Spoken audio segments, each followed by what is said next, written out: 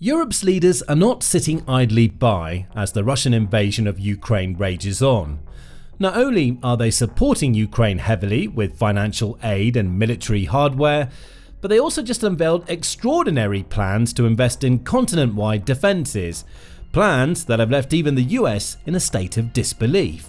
The news came on July 9, when European Commission President Ursula von der Leyen delivered a bold and urgent warning to leaders across the continent during a speech in the European Parliament. Tonight, 728 drone attacks on Ukraine have taken place. It is the highest number in a day since the beginning of the war, 728 drones. And if we look at this battlefield, we see very clearly the war still rages on. The threat from Russia remains. And this is the reality we must always keep in mind when we discuss defense. We cannot rely on others to defend Europe. The defense of Europe is our responsibility. As von der Leyen states, her comments came mere hours after Russia launched its biggest drone strike on Ukraine since the war began. The record-breaking strike involved over 700 attack and decoy drones in total, targeting multiple regions across the country, including the capital city of Kyiv and the city of Lutsk, situated not far from the border with Poland and home to various Ukrainian armed forces airfields. Lutsk is a key location for Ukraine to receive foreign military aid, and experts feel that Russia was aiming to disrupt the supply of Western weapons. In the wake of that attack, Ukraine's President Volodymyr Zelensky stated that it came precisely at a time when so many efforts had been made to achieve peace, to establish a ceasefire, and yet only Russia continues to rebuff them all, proving once more that Russian President Vladimir Putin appears utterly uninterested in any real prospect of peace and intends to continue his aggressive, illegal invasion for as long as it takes to get what he wants. Evidently, von der Leyen agrees with this, as she then went on to detail her ReArm Europe Plan, which calls for a colossal $937 billion, 800 billion euros in military investment, combined with another $175 billion, 150 billion euros in loans to support procurement programs all across the European Union. We all apprehend the urgency. We've made a huge step forward since the European Council in March. We have set out our white paper, Readiness 2030. We have the ReArm Europe Plan, which laid out the necessary tools to deliver on the surge of investment. And we have facilitated the investment of up to 800 billion euros in defence. So the surge in European defence spending that we need is now possible. On top of this, comes SAFE with 150 billion euros in loans for joint procurement. 10 member states have already signalled their intention to take up loans. I expect more to join. The European Commission President went on to explain the next steps, explaining that the Commission must now get to work on planning how it intends to spend this enormous amount of money. Defence readiness is not only about how much we spend, but it's mostly about how we spend. And this is why the European Council has tasked us to work on a roadmap for readiness for the European Council in October. We will work with Member States to map their capability gaps, that we have an overview, of course in close cooperation with NATO. We will identify the common European projects for joint procurement, the flagships, so that Member States spend more on interoperability and more European. This is a huge step forward for European defence.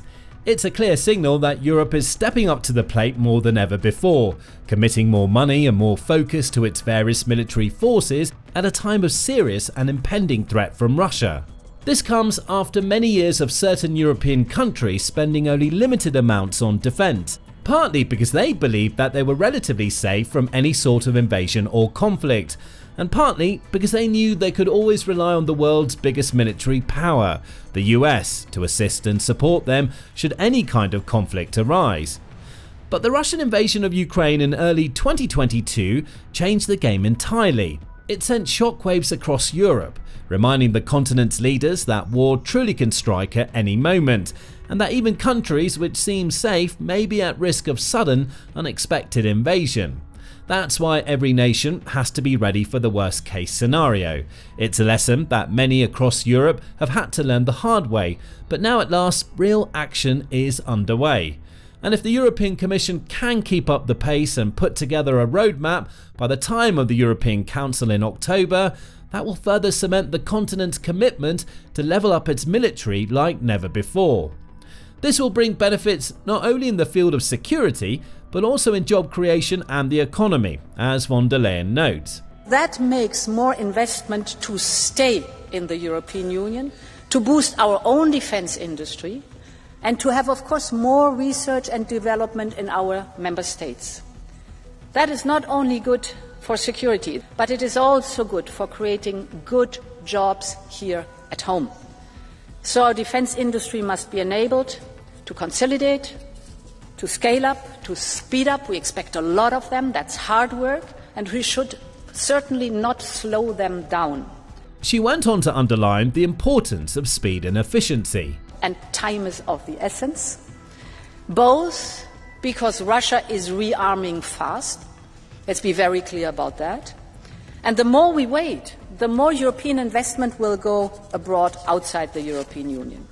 Clearly, Europe understands the need to act fast, because Russia is really ramping up its attacks on Ukraine. They're not just getting bigger, involving the use of more drones and missiles than ever before, but also more frequent, with statistics showing that Russia has carried out around 500% more drone strikes in June and July compared to prior months. And 2025 so far has seen well over 3,400 drone strikes on average each month, compared to less than 1,000 per month in 2024. Putin has also made bold pronouncements in recent times about taking over the entirety of Ukraine, stating, "I've said it before, Russians and Ukrainians are one people.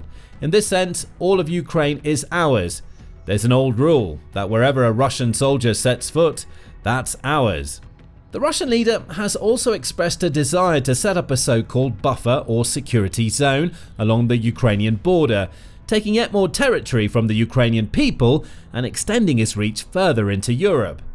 All of this paints a very clear picture, even at a time when Russia is facing dramatic loss of life, with over 1 million casualties in the war so far, combined with an economy in crisis and ongoing sanctions imposed upon it from countries around the globe. Putin remains determined and committed to his objective. He wants Ukraine, and he may not stop there if he gets it. Fears are rising that he could have other plans in mind to expand Russia's territory, perhaps attempting a full-scale invasion of the Baltic states, for example, or even sending troops over the border into Finland. If Europe isn't able to provide stern and serious resistance, the Kremlin will be much more confident about forging ahead with those kinds of invasion plans.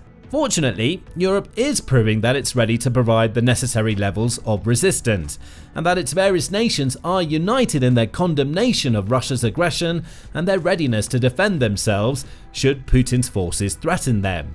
The enormous €800 billion ReArm Europe budget even exceeds the US's military budget for 2025, which is estimated at around $850 billion.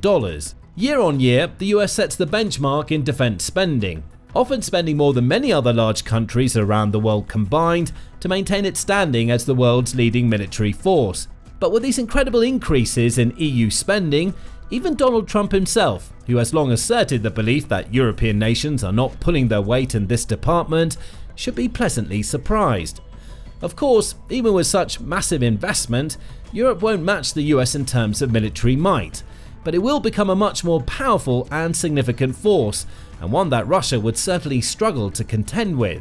For reference, Russia's estimated military expenditure for 2025 is set to total around 15.5 trillion rubles, or close to $200 billion, and it's losing massive amounts of money daily as Ukraine brings down its drones, takes out its missiles, and carries out covert drone strikes on its air bases and infrastructure, like the iconic Operation Spiderweb attack. Russia can't keep up that kind of spending, and it has few allies to rely on. Putin has already announced plans to cut defense spending for 2026 out of fear that the country is rapidly approaching a recession. Europe, meanwhile, appears much more stable. Economies vary from country to country, but even small nations are playing their part and contributing to the greater good, pledging what they can to improve the continent's defences.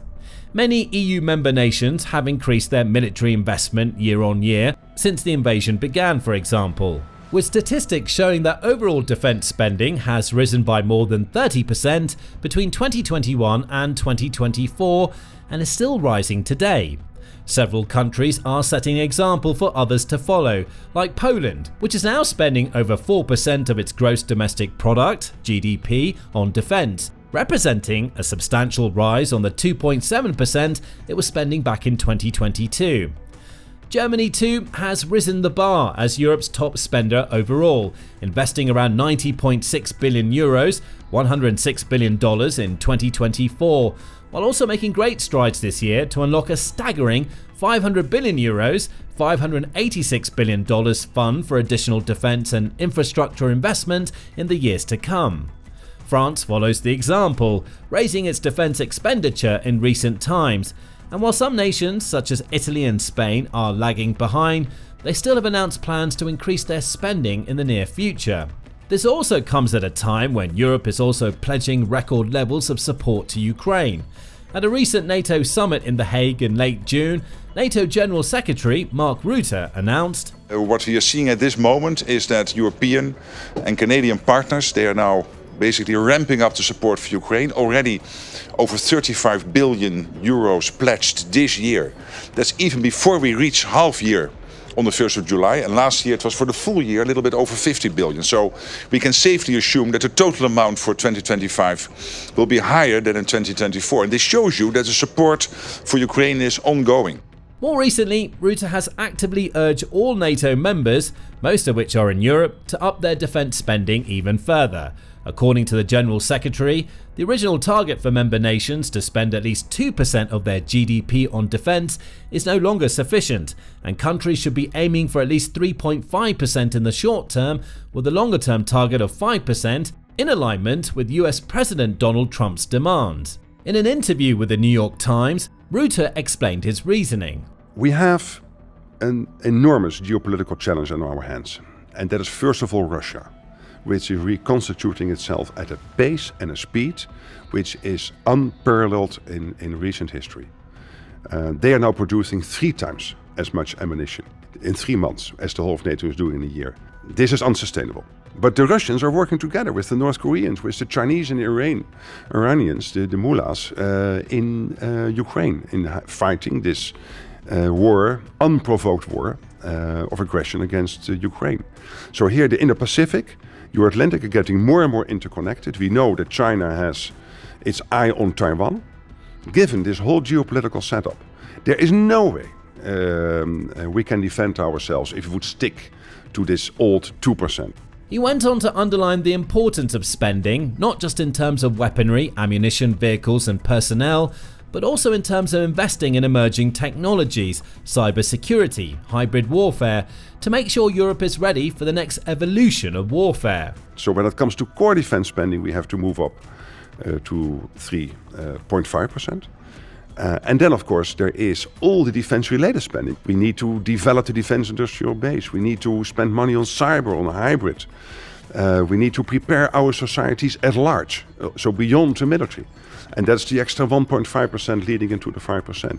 Rutte summed up with a clear and stark warning. So yes, this is an enormous amount of spending, but if we don't, we have to learn Russian. That last statement holds a lot of truth and should be more than enough incentive for countries across Europe and even further afield to look seriously at their defence budgets and take the necessary steps to improve them. The fact of the matter is that Putin's ruthless quest for power seemingly knows no bounds. While the idea of him invading the Baltics and targeting NATO nations might sound bizarre or unrealistic right now, there was also a time when the idea of Russia bombarding Ukraine and trying to capture Kyiv also sounded ludicrous and outlandish. These are unpredictable times, and Western nations have to be ready to defend themselves, their allies, and the very concepts of peace and democracy. That's why it's highly encouraging to see these recent announcements and commitments all over Europe. And Putin certainly won't be pleased with what he's hearing, since a stronger Europe is the exact opposite of what he wants. Now, even as Putin does everything in his power to strengthen his military, from forceful recruitment to record-breaking defense spending, and even recruiting troops from places like North Korea, he must know that nothing he does will be enough to counter or cancel out Europe's colossal increases in spending and military innovation. But boosting spending isn't the only way in which Europe is showing Russia it's ready for war. In perhaps an even more dramatic move, the continent's largest port, the port of Rotterdam in the Netherlands, is gearing up for potential war with Russia. In an interview with Financial Times, the Ports Authority Chief Executive, Boudewijn Simonds, confirmed that the port was coordinating with the neighbouring port of Antwerp in Belgium, which is Europe's second biggest seaport, to establish a strategy for receiving military supplies and vehicles from the US, Canada and the United Kingdom. The port head explained, "Not every terminal is fit for handling military cargo. If large volumes of military goods would have to be shipped, we'd look to Antwerp or other ports to take over some capacity and the other way around. We see each other less and less as competitors, and of course we compete where we have to, but we work together where we can." Earlier this year, the Dutch Defence Ministry announced that Rotterdam's port would need to be able to make space for multiple ships carrying military cargo in order to comply with NATO requirements. Simonds also explained that Rotterdam's container terminal is the only safe place when ammunition could be transferred from one ship to another, and one or more military cargo ships may need to dock at the quay for several weeks, multiple times a year. He also stated that plans are in place for amphibious military exercises to be carried out in the area, also several times a year. The port of Rotterdam has handled military shipments before, most notably during the Iraq War in 2003, but has never had a dedicated military quay even during the days of the Cold War. It appears that it's now set to change, with the port rapidly readying itself to receive NATO military shipments should Russia dare make a move that threatens the alliance. And that move might come sooner than expected. Multiple leaders, including both Rutte and Zelensky, have expressed concerns that Russia might be ready to strike NATO at some stage over the next 5 years. At a speech in London in June, Rutte said, In terms of ammunition, Russia produces in 3 months what the whole of NATO produces in a year. And its defense industrial base is expected to roll out 1,500 tanks, 3,000 armored vehicles and 200 Iskander missiles this year alone. Russia could be ready to use military force against NATO within 5 years. 5 years. Let's not kid ourselves. We are all on the eastern flank now. The new generation of Russian missiles travel at many times the speed of sound. The distance between European capitals is only a matter of minutes. There is no longer east or west. There is just NATO. Zelensky echoed these concerns, saying in a June interview, "We believe that, starting from 2030, Putin can have significantly greater capabilities." The Ukrainian president also warned that NATO's plans to increase defense spending may not be ambitious enough, suggesting that the 2035 target for 5% GDP expenditure is too far away. 10 years is a very long time. He will have a new army ready by then. While it's impossible to predict the future with absolute certainty, Europe and NATO at large will still want to heed these warnings.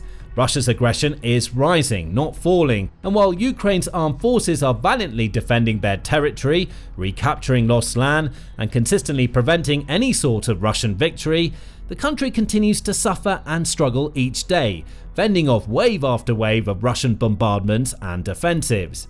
If other European nations want to avoid experiencing that same sort of struggle on their own homelands, they'll need to ensure that spending targets are reached.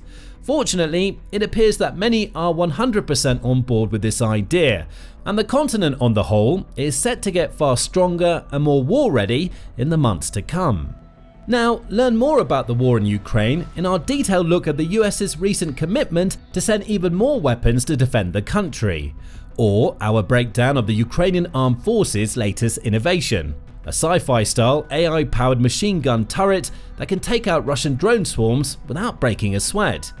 And make sure to subscribe to our trusted news channel, if you're not already, so you can stay informed and updated on everything that's happening both at the front lines and far beyond.